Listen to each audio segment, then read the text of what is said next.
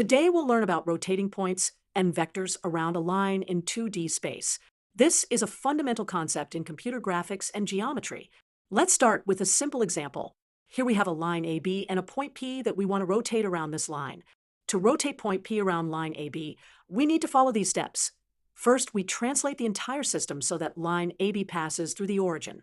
Next, we rotate the system so that line AB aligns with the x-axis.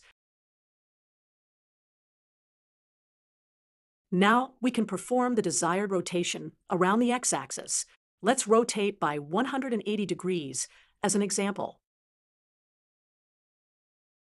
Finally, we reverse our previous transformations. First, we rotate back to the original line orientation. And then we translate back to the original position. Let's review the steps. 1. Translate so AB passes through origin 2. Rotate to align AB with x-axis 3. Perform desired rotation 4. Rotate back to original orientation 5. Translate back to original position. These steps allow us to rotate any point or vector around any line in 2D space.